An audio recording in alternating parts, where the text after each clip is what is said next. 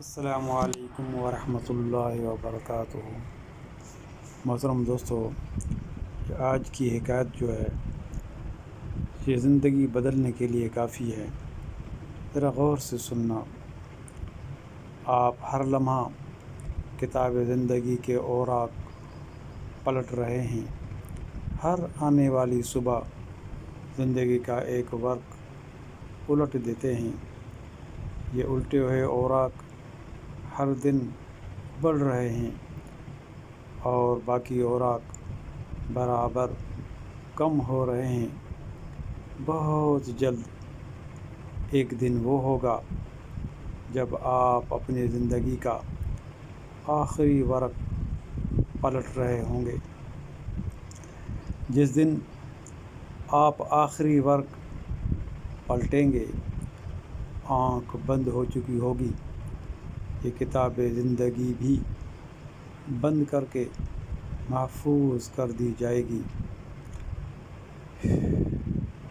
کبھی آپ نے غور کیا کہ اس کتاب زندگی میں آپ وہ سب کچھ لکھ رہے ہیں جو آپ سوچتے ہیں، سنتے ہیں، دیکھتے ہیں، بولتے ہیں، خود کرتے ہیں یا دوسرے سے کوئی کام کرواتے ہیں؟ یہ کتاب آپ خود لکھ رہے ہیں۔ دوسرا ایک لفظ کا بھی اس میں اضافہ نہیں کر سکتا۔ ذرا سوچیں، آنکھیں بند کریں، کچھ دیر تنہائی میں بیٹھ جائیں کہ کل یہ کتاب آپ کے ہاتھ میں ہوگی اور کائنات کا خالق آپ سے مخاطب ہو کر کہے گا، اقرأ کتابک کفیٰ بنفسک اليوم علیک حسیبا۔ ترجمہ: اپنی کتاب زندگی کو خود پڑھ لے۔ اپنے اعمال کا جائزہ لینے کے لیے تو خود کافی ہے۔ اس کتاب زندگی میں جو درج ہے وہ تو نے خود ہی درج کیا ہے۔ میرے دوستو اور بھائیو، جو زندگی گزر گئی، اب اس پر ذرا سنجیدگی سے غور کریں۔ آپ دن رات کی محنت سے جو کتاب مرتب کر رہے ہیں، وہ کس آرزو سے کر رہے ہیں؟ اپنے خالق کو ناراض کر کے دنیا آباد اور آخرت برباد کر رہے ہیں؟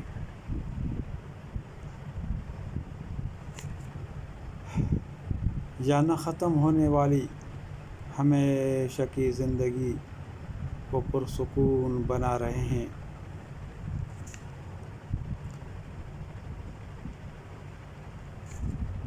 بڑا بد نصیب ہے وہ آدمی جو دوسروں کی دنیا آباد کرنے کے لیے اپنی آخرت برباد کر دے۔ آج ہم انسانوں کو خوش کرنے کے لیے بڑی آسانی سے اپنی آخرت داؤ پر لگا دیتے ہیں، اور انسان پھر بھی خوش نہیں ہوتے۔ انسان دنیاوی سیکیورٹی اور پرائیویسی سے تو ڈرتا ہے، مگر قرآن کریم کی اس آیت پر غور نہیں کرتا۔ ان ربک لبالمرصاد۔ ترجمہ: یقین رکھو تمہارا پروردگار سب کو نظر میں رکھے ہوئے ہے۔ میرے بھائیوں، اللہ تعالیٰ آپ کو توفیق دے عمل کی۔ آمین۔ محترم دوستو، آپ خوش رہیں، ہمیں دعاؤں میں یاد رکھیں۔ جزاکم اللہ۔